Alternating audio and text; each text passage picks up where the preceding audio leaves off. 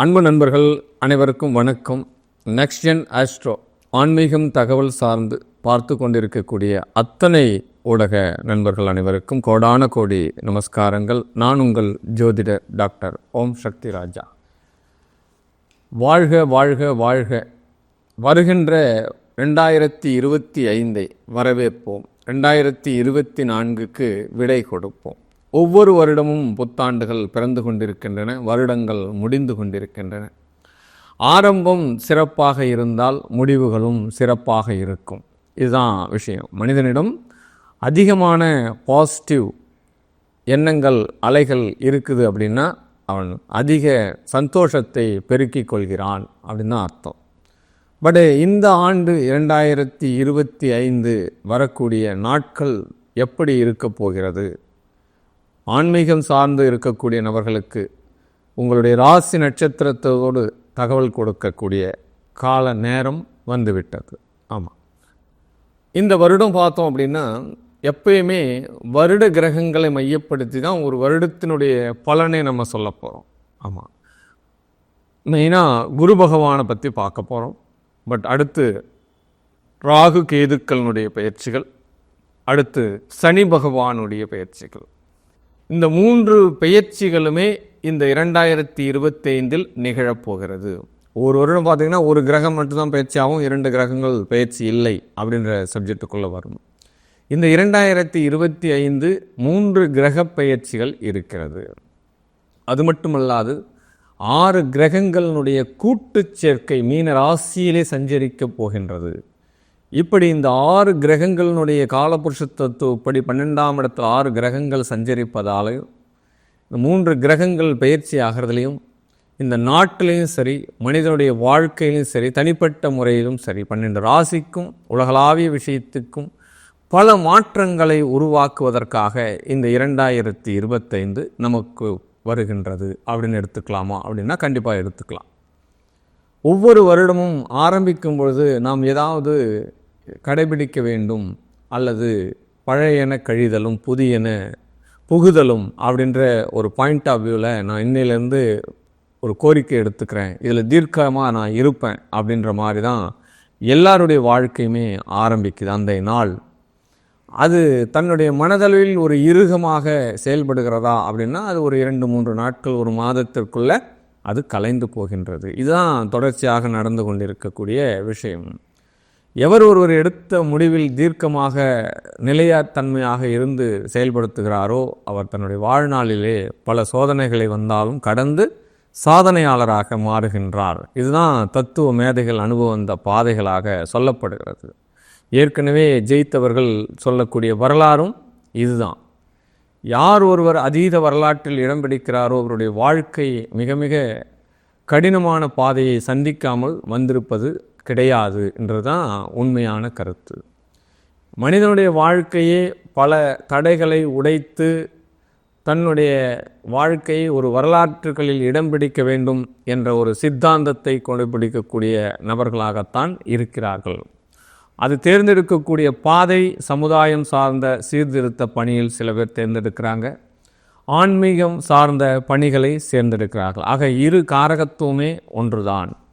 இது எல்லாமே மனிதர்களுக்கும் மக்களுக்கும் இந்த உலகத்திற்கும் நன்மை செய்ய வேண்டிதான் அவர்கள் தேர்ந்தெடுத்து கொண்டு இருக்கிறார்கள். அவர்கள் தேர்ந்தெடுத்த பாதையை பொறுத்து அவர்கள் ஒழுக்க சீலராக இருக்கிறார்கள். இதுதான் இந்த தத்துவம். சரி, இந்த 2025 இந்த குரு பகவான் பார்த்தோம் அப்படின்னா 14/5/2025 சித்திரை 31 விசுவாச அடுத்த ஆண்டு தை மாதம் புத்தாண்டுக்கே இந்த குரு பகவான் ரிஷபத்திலிருந்து மிதுனத்துக்கு பயிற்சி ஆகிறதும், பட் 29/3/2025 இந்த குரோதி ஆண்டிலே பங்குனி 16ஆம் தேதி சனி பகவான் பயிற்சி ஆகிறது, மகர கும்பத்திலிருந்து மீனத்துக்கு பயிற்சி ஆகிறது. 18/5/2025 விசுவாச ஆண்டு வைகாசி மாதம் 4ஆம் தேதி இந்த ராகு கேதுக்கள் பயிற்சி ஆகிறது. மீன ராசியிலிருந்து ஆன்டி கிளாக் வாய்ஸில் கும்பராசிக்கு பயிற்சி ஆகிறாங்க. கன்னி ராசியிலிருந்து சிம்மத்துக்கு பயிற்சி ஆகிறாங்க. இந்த பயிற்சிகள் 2025 மிகப்பெரிய அலாவிதிய மாற்றங்களை உருவாக்கும், உலகளாவிய விஷயங்களில் மிகப்பெரிய ஒரு மாற்றத்தை ஏற்படுத்தும், நவீன முறைகளை உற்பத்தி பண்ணும், ஆட்சி மாற்றங்களை கொண்டு வரும், பல போராட்டங்களையும் இந்த உலகம் சந்திக்கும் அப்படின்ற கான்செப்டில் கண்டிப்பாக நடக்கும் அப்படின்றது தான் உண்மையான கருத்து. சரி, 12 ராசிக்கும் எப்படி இருக்குது, முதல்ல இந்த காலத்திற்கு எப்படி இருக்குது? எண்ணும் எழுத்தும் கண்ணென தகும் அப்படின்னு தான் சொல்லப்படுது. ஒரு ஆண்டு குறிப்பிடப்பட்டக்கூடிய நியூமராலஜி பிரகாரம் நம்பர் முதல்ல எடுத்துக்கிறோம், 2025. அப்போ இவ்வளோ காலம் 2024. அப்போ 25 என்பது என்ன கொடுக்கிறது? வாதங்களை கொடுக்கிறது. ஆமாம், நிறைய ஆர்குமெண்ட்ஸ். ஆமாம், ஏட்டிக்கு போட்டியாக இருக்கும். ஆமாம், எடுத்ததெல்லாம் பேச்சாற்றல் வெளிப்படும். எதற்கெடுத்தாலும் ஒரு மூமெண்ட் அப்படின்னா, ஒருத்தர் பேசுகிறார் அப்படின்னா அமைதி இன்மை ஏற்படும். எதிர்த்தரப்பான உடனே பதில் சொல்கிறது, அவர் யோசிக்கிறதும் கிடையாது. ஒருத்தருக்கு ஒருத்தர் சண்டை, சச்சரவுகள், விவாதங்கள், ஆர்குமெண்ட், போர்கள் நடைபெறும். ஆமாம், ஒரு நாட்டோடு ஒரு நாடு போர்கள் நடைபெறும். தான் பெரியவனா நீ பெரியவனா அப்படின்னு நினைக்கிறத அணு ஆயுதங்கள் உள்ளுக்குள்ளே வரும். ஆமாம், நவீன முறை கண்டுபிடிப்பாகும். பண பரிமாற்றம் மாறுதலை கொடுக்கும். ஆமாம், நம்ம எல்லாம் கேஷில் சில்லறையாக கொடுத்துன்ற காலங்கள்லாம் மாறும். ஆமாம், நவீனமயமாக்கப்படும். யாருமே பணம் வேறொரு முறையில் பரிமாணம் ஆகும். ஆமாம், இந்த விஷயங்கள்லாம் 2025 நடக்கும். ஆமாம், மத கலவரங்கள் வெடிக்கும். ஆமாம், மத கலவரங்கள் கட்டாயம் வெடிக்கும், அதில் மாற்று கருத்தே கிடையாது. ஆமாம், மிகப்பெரிய ஒரு மத ஆலயம் ஏதோ ஒரு காரணத்தால் நீதிமன்றத்தாலோ அல்லது குழப்பத்தாலோ பல போராட்டங்களை சந்திக்கும். கண்டிப்பாக நடக்கும். போலி மத போதகர்கள் வெளிச்சத்திற்கு வருவார்கள், சட்டத்தின் முன் நிற்கப்படுவார்கள் அப்படின்னு சொல்லலாம். ஆமாம், கபடதாரிகள் ஏமாற்று வேலை செய்பவர்கள், நவீனமயமாக்கி ஏமாற்று வேலைகளில் நிறைய தொழில்நுட்பங்கள் உள்ள வரும். இதெல்லாம் நிறைய வரும் இந்த ஆண்டு 2025. அதனால் மக்கள் இனி வரக்கூடிய வாழ்க்கை காலத்தில் இந்த காலத்தோடு தன்னை பயணிப்பதற்காக ஏற்றுக்கொள்ள வேண்டும். ஆமாம், அது எப்படி டெக்னாலஜி வாய்ஸாக நம்ம எப்படி வளர்ந்துருக்கிறோமோ அந்த டெக்னாலஜி நம்ம எப்படி பயன்படுத்தி இனி நம்ம வாழ்க்கையை எடுத்துக்கிறது, அதெல்லாம் நீங்கள் அதோடு கலந்துக்கணும். நான் இன்னும் 1998 இருக்கிறேன், 18 இருக்கிறேன் அப்படின்லாம் நம்ம கொஞ்சம் கல்ச்சரும் மாறி தான் வேலை செய்யணும் அப்படின்றதையும் முதல்ல நம்ம புரிஞ்சுக்கணும். ஆமாம், இந்த புத்தாண்டானது குரோதி வருடம் மார்கழி மாதம் 16ஆம் நாள் செவ்வாய்க்கிழமை வளர்பிறை பிரதமை திதி உத்திராட நட்சத்திரத்தில் ஜனனம் ஆகுது. ஆக்சுவலாக பஞ்சாங்க முறைப்படி நம்ம சித்திரை தான் புத்தாண்டாக சொல்கிறோம். இது ஆங்கில அடுத்த அவருடைய விஷயம், ஆங்கில புத்தாண்டு. அப்போ உலகளாவிய மக்கள் ஒன்று சேர கொண்டாடப்படக்கூடிய விதி எல்லாருக்கும் மைண்ட் செட்டில் இருக்கும். 2024, 2025 இந்த வருஷம் எனக்கு எப்படி இருக்கும்? நான் போன வருஷத்தில் நிறைய சிரமங்களை தாண்டி வந்திருக்கேன், நிறைய முயற்சிகள் செஞ்சேன், எல்லாத்துலேயும் நான் எண்டுக்கு போயிட்டு நான் திரும்பி வந்திருக்கேன், ஏதாலும் என்னை டச் பண்ண முடியல. பட் இந்த வருஷம் நான் பல எய்ம்ஸ் வச்சுருக்கேன், கனவுகளோடு செயல்படுறேன், இதெல்லாம் எனக்கு நடக்குமா அப்படின்னு நிறைய கேள்விகள் இருக்குது. 12 ராசிக்குள்ளே இருக்கிறவங்களுக்கு உண்டான ஆன்சர் உங்களுக்கு கிடைக்க போகிறது இந்த வருடத்தினுடைய கோச்சார ரீதியாகவும். பட்டு வருட கிரகங்களுடைய பேச்சுகளை மையப்படுத்தி உங்களுக்கு எப்படியெல்லாம் இருக்க போகுது அப்படின்ற ஒரு விஷயத்தை மட்டும் நம்ம சொல்லலாம். வாங்க, புத்தாண்டு பலன்களை மகிழ்ச்சியாக ஆனந்தமாக இந்த வருடம் நம் வெற்றியை தேர்ந்தெடுக்கும் வருடமாக அமைத்துக்கொள்வோம் அப்படின்னு சொல்லுவோம். ரிஷபராசி அன்பர்களே, அனைவருக்கும் ஜோதிடர் டாக்டர் ஓம் சக்திராஜாவின் புத்தாண்டு நல்வாழ்த்துக்கள். வாழ்க வாழ்க வாழ்க வாழ்க. குடும்பங்களில் ஆனந்தம் தாண்டவமாடட்டும், இல்லங்களில் பொருளாதாரம் நிறையட்டும், மகாலட்சுமியினுடைய அருள் உங்களுடைய குடும்பம் உங்களுடைய பிள்ளைகளுக்கு அனுக்கிரகம் அடையட்டும். 2025 புத்தாண்டு வரக்கூடிய குரு பகவான் ஜென்ம ராசியில் இருக்கக்கூடிய குரு பெயர்ச்சி மிகப்பெரிய ஒரு வளர்ச்சி கொடுக்க போகிறது உங்களுக்கு. ஜென்மத்தில் குரு இருக்கக்கூடிய காலம் ராமனே வனவாசம் சென்ற காலம் அப்படின்னு தான் இன்றளவும் ஜோதிடத்தில் எடுத்துக்காட்டாக சொல்லப்படுகிறது. இந்த குரு பெயர்ச்சிக்கு பிறகு ரிஷபராசினருக்கு மிகப்பெரிய ஒரு அலாவிதிய வெற்றிகள் காத்து கொண்டிருக்கின்றன இந்த 2025.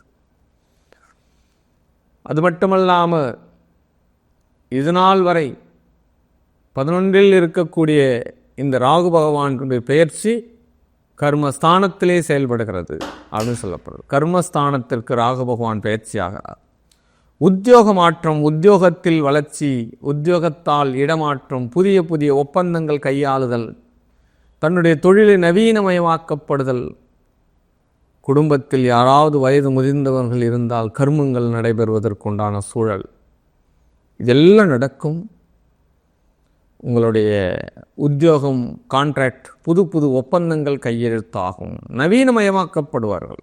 ஆமாம், ட்ரெண்டிங், இந்த காலகட்டத்திற்கு ஏற்ற மாதிரி ஒப்பந்தங்கள் கையெழுத்தாகும்.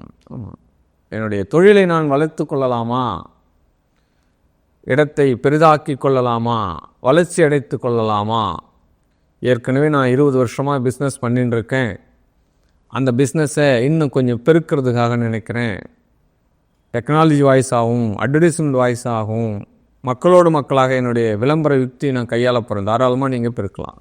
ஆமாம், நவீனமயமாக்கப்பட்ட தொழில்கள் அனைத்தும் ரிஷபராசினருக்கு உள்ள வரும். அது கம்யூனிகேஷனாக ஒர்க்காக இருக்கலாம், பட் ஸ்கிராப் ஒர்க்கெலாம் இருக்கலாம். அப்போ அரசு துறையோடு சம்பந்தப்படலாம், அரசு மானியத்தோடு கூடிய வேலை வாய்ப்புகள் எல்லாம் உங்களுக்கு டச் ஆகும்.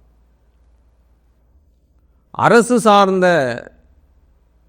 நிறுவனத்தோடு முதலீடுகள் செய்ய வேண்டி வரும் இந்த வருடத்தில் நீங்கள். ஆமாம், அரசியல் துறையில் இருக்கக்கூடியவர்களுக்கு பதவிகள் கிடைக்கும் அப்படின்னு சொல்லலாம், தாராளமாக சொல்லலாம். என்ன, 10ஆம் இடத்துல ராகு பகவான் வரார், தன்னுடைய பதவி கிடைப்பதற்கு உண்டான காலத்தை அவர் கொடுப்பார் அரசியல் துறைகளுக்கு. கண்டிப்பாக காலபுருஷ தத்துவப்படி சூரிய மகா பகவானுடைய ராசிக்கு சமசப்த பார்வையில் 7ஆம் இடமாக சிம்மத்திற்கு 7ஆம் இடம் ராகு பகவான் சஞ்சரிக்கிறார். தாராளமாக கவுன்சிலர் இருக்கிறவங்களுக்கு எம்எல்ஏ ஆகிறதுக்கு உண்டான வாய்ப்பு, எம்எல்ஏ இருக்கிறவங்களுக்கு எம்பி ஆகிறதுக்கு உண்டான வாய்ப்பு எல்லாமே இந்த ரிஷப ராசினருக்கு இந்த வருஷம் அமைவதற்குண்டான சான்சஸ் இருக்குது. அதுக்குண்டான யுக்திகள் கையில் எடுத்து நீங்கள் அதற்குண்டான தகுதியை நிலைநாட்டி கொள்ளுங்கள் இந்த வருடத்தில் அப்படின்னு சொல்லப்படுது. குடும்பத்தில் இருக்கக்கூடிய தலைமகன் தலைமகள் மதிக்கப்படுவார்கள் அப்படின்னு சொல்லப்படுது. உங்களுக்கு ஒரு மதிப்புகள் உருவாகும், அல்லது உங்களுடைய பயணம் தூரதேச பயணமாக அமையும். அது தொழிலுக்காக இருக்கலாம், படிப்புக்காக இருக்கலாம். அயல்நாட்டு முதலீடோடு சம்பந்தப்படுவீர்கள். அந்நிய செலாவணி உள்ள வரும்.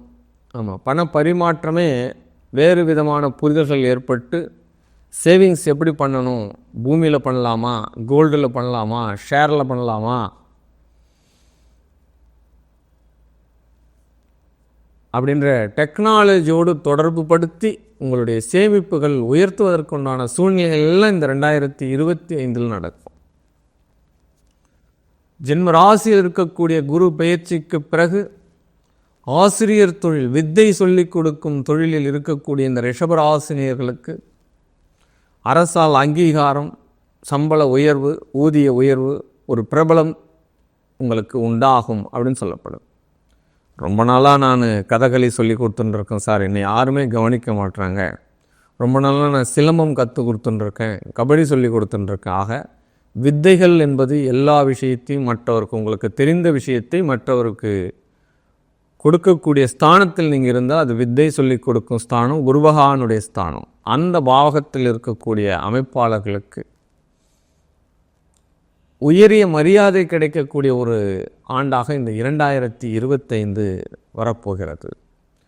குடும்பத்திலே மனைவி கணவனுடைய சந்தோஷங்கள் இங்கே நிலைத்தன்மைப்படுகிறது. ஆமாம், சமாதானத்திற்கு பிறகு, சண்டைக்கு பிறகு ஒரு சமாதானம் இல்லையா? இந்த ஊடலும் கூடலும் சேர்ந்தது தான் வாழ்க்கை அப்படின்னு சொல்லப்படுது. ஒரே நாள் ஒவ்வொரு நாளும் இருக்க போவதில்லை. ஒரு நாள் சண்டை வரும், ஒரு நாள் சமாதானம் ஆகிடுவோம். இந்த கான்செப்டில் தான் புரிஞ்சிக்க முடியும், அறிஞ்சிக்க முடியும் எல்லாரையும். பட் மனைவி உங்களோடு ஒத்துழைப்பாள் அப்படின்னு சொல்லப்படுது. ரிஷபராசினேயர்களுக்கு புதிய புதிய வாடிக்கையாளர்கள் உங்களுடைய பிஸ்னஸை பெருக்குவாங்க அப்படின்னு சொல்லப்படுது. ஜிஎஸ்டி ஃபைல் பண்ணுறவா, ரிஷபராசியில் இருக்கக்கூடிய ஜிஎஸ்டி ஃபைல் பண்ணுறவா, அந்த தொழில் ரீதியான ஒரு விஷயம் இருக்கிறவங்களுக்கு கொஞ்சம் சட்ட சிக்கல்கள் வருவதற்கு உண்டான சூழல் இருக்கிறது. அதில் கொஞ்சம் கவனம் வேண்டும் அப்படின்ற பாயிண்ட் ஆஃப் வியூவை இந்த பதிவில் நான் உங்களுக்கு முன்னாடி வைக்கிறேன். ஆமாம், 10ல் வரக்கூடிய ராகு அந்த காரகத்துவத்தை ஏற்படுத்தக்கூடும் அப்படின்ற ஒரு விஷயத்தை சொல்லப்படப்படுது. நிறைய பொருளாதாரத்தை கொடுத்தாலும் அந்த பொருளாதாரத்துக்கு உண்டான கணக்கீடுகளை முன்கூட்டியே சரியாக வைத்து கொள்ளுங்கள் அப்படின்ற ஒரு விஷயத்தை சொல்லப்படுது. ரிஷபராசினர் இந்த வருடத்திற்கு உண்டான பாயிண்ட் ஆஃப் வியூ என்ன அப்படின்னா, வீடு மனையே எனக்கு அமையலை சார், இது நாள் வரை எனக்கு 35-40 வயசு ஆகிடுச்சு, எனக்கு வீடு மனை யோக பூமி இது வரைக்கும் அமையலை, எங்கள் அப்பா கட்டின வீட்டிலே அப்படியே ஒழுகிற வீட்டில் இன்னும் இருந்துட்டேன், நான் புதுசாக அதை சரி பண்ணுறதுக்கு கூட என்னால் முடிய மாட்டேங்குது அப்படின்லாம் புலமின்று இருக்கக்கூடிய இந்த ரிஷபராசினியர்களுக்கு இந்த வருடம் வீடு கட்டுவதற்குண்டான வேலைகள் நடைபெறும். உங்களுக்கென்று தனி பூமி உருவாக்கி கொள்வீர்கள் அப்படின்னு சொல்லப்படுது. ஒரு பழைய பூமியை விற்றுட்டு புது பூமி வாங்கிறதுக்கு அல்லது பழைய இடத்த சரி பண்ணி புது வீடாக ஆக்கிறதுக்கு உண்டான சூழ்நிலைகள் எல்லாம் கிரியேட் ஆகும். ஆமாம், சுகஸ்தானத்தில் கேது பகவான் வராரே, என்னுடைய பெண்ணுக்கு திருமணம் நடக்குமா கொஷின் கேட்குறீங்க அப்படின்னா, எல்லாம் சுய ஜாதகத்தை தாண்டி கேது பகவான் ஒன்றும் மைனஸ் அப்படின்ற சொல்கிறதெல்லாம் இல்லை. அதற்குண்டான காரகத்துவத்துக்குண்டான விதிகளை நாம் ஜாதகத்தில் புலப்படுத்தினால் புகுத்தினால் நாம் வெற்றி பெற முடியும் அப்படின்னு தான் சொல்லப்படுது. சரி, ரிஷபராசினர் உடல் ஆரோக்கியம் மேம்படும் அப்படின்னு கூட வார்த்தை நம்ம சொல்லிடலாம். ஆயுள் கிரகம் லாபஸ்தானத்தில் சனி பகவான் இருக்கார், உங்களுடைய ராசியை பார்க்குறார். முதல்ல சனியினுடைய பார்வை என்ன சொல்கிறா, அப்பாள் அப்படின்னு தான் சொல்கிறா. அதனால் உண்மைக்கு மாறாக இப்பொழுது நீங்கள் நடத்தையை மேற்கொள்ளக்கூடாது. ஆமாம், ரொம்ப ரொம்ப கவனம் வேண்டும். ஒரு வார்த்தை பேசும்போதும் சரி, மற்றவங்களுக்கு உபயோகப்படும் வார்த்தையாக அது இருக்க வேண்டும். தேவையில்லாத விவாதங்களில் நீங்கள் ஈடுபடக்கூடாது. அடுத்தவருடைய கதையை நம்ம பேசவே கூடாது இந்த காலகட்டத்தில். அதனால் இந்த 2025 சனி பார்வை நமக்கு இருக்கிறதுன்ற ஒரு வார்த்தை நம்ம கவனமாக இருக்க வேண்டும். ஆமாம், ஜென்ம ராசியில் இருந்து குரு பயிற்சி ஆகிட்டார், அது பெரிய பாசிட்டிவ். கேது பஞ்சமஸ்தானத்திலிருந்து சுகஸ்தானத்துக்கு பயிற்சி ஆகிறார், ராகு 10ஆம் இடத்துக்கு பயிற்சி ஆகிறார். அப்போ உத்தியோக வழியிலே மாற்றம், புதிய புதிய இடம் வாங்குதல், வாகனம் வாங்குதல், வீடு மனை யோகம் வாங்குதல், இதெல்லாம் நடக்கும். பட் கவனமாக இருக்க வேண்டியது உங்களுடைய உடல் ஆரோக்கியத்தில், மன ஆரோக்கியத்தில் அப்படின்னு விஷயத்தை மட்டும்தான் உங்களுக்கு சொல்லப்படுது. பட் ரிஷப ராசியினருக்கு இந்த 2025 மிகப்பெரிய ஒரு வளர்ச்சியை தரப்போகிறது. படிப்பு ரீதியாக, கொள்கை ரீதியாக, அரசியல் துறை ரீதியாக பல பல முன்னேற்றங்களை சந்திக்கப் போகிறீர்கள். உங்களுடைய வாழ்க்கையில் வசந்தங்கள் ஒளி வீசட்டும் அப்படின்னு சொல்லிட்டு தந்த வாழ்நாள் முழுவதும், இந்த ஆண்டு முழுவதும் இந்த ரிஷபராசி தன்னுடைய பலாபலன்களை பெருக்கிக் கொள்வதற்காக எப்பொழுதுமே நான் சொல்லக்கூடிய விஷயம், அம்பாள் உமையவள், அவள் எவ்வளோ ஒன்றாலும் இருக்கலாம். ரேணுகாவாக இருக்கலாம், பரமேஸ்வரியாக இருக்கலாம், அங்காளியாக இருக்கலாம், திரிசூலியாக இருக்கலாம். அவளுக்கு நீங்கள் பாலாபிஷேகம் மட்டும் பண்ணிகிட்டே வாங்க. ஒரு மந்த்லியோ அல்லது வீக்லியோ உங்களால் என்ன முடியுதோ அவளுடைய விஷயத்தில் பாலாபிஷேகம் பண்ணுங்கள். உங்களுடைய ராசி பலப்படும். இந்த வருடம் மிகப்பெரிய ஒரு வெற்றி ரிஷபராசினை சந்திக்க வேண்டும் என்று உளமாற மனதார வாழ்த்துகிறேன். வாழ்க வாழ்க வாழ்க.